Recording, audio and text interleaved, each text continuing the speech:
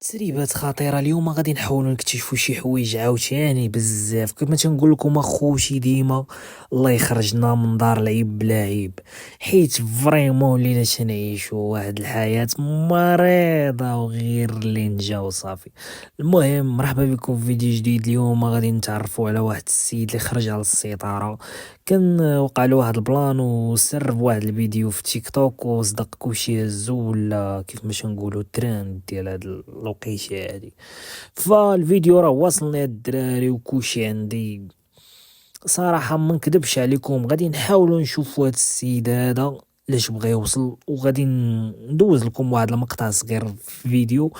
فالله يرحم الوالدين، اي واحد غيدخل يشوف هاد لا فيديو هذا يخلي شي كومونتير ويدعي معاه بالتوبه. حنا راه ماشي كنتشفاو فيه ولا شي حاجه، بالعكس فرح حنا تنتمناو له الهدايه والله يهديه على راسو، حيت هادشي اللي تيدير فيه فريمون ماشي لوجيك. المهم اخوتي شنقول لكم، نتمناو هاد الرساله توصل للسعوديه، الناس ديال السعوديه. الله يرحم لكم الوالدين، بحال هاد النوع ديال الدراري متبقاش تخليوهمش معايا.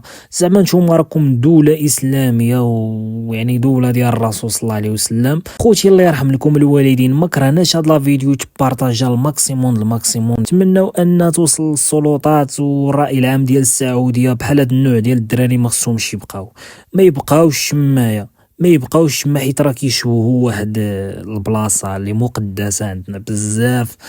فالله يرحم الوالدين اخوتي. وبالنسبه للدراري اللي كتقلب على التسريبات غندوز لكم واحد المقطع صغير غير شنو قال، يعني ما غاديش نحاول نفي الفيديو حيت صراحه ما خصكش اصلا تقلب على هاد البلانات هادو.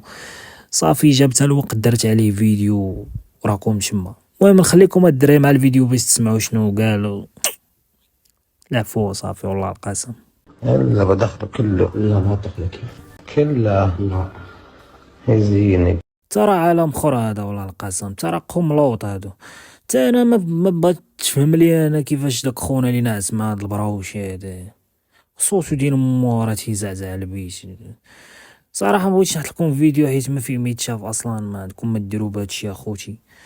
نتمنى اي واحد شاف هذا الفيديو هذا يخلي شي كومونتير ويدعي معاه بالتوبه. الله واسع انه يتبوز هذا الفيديو هذا تيلا دخل له شي نار ولا كدا، يقرا غير لي كومونتير على الله.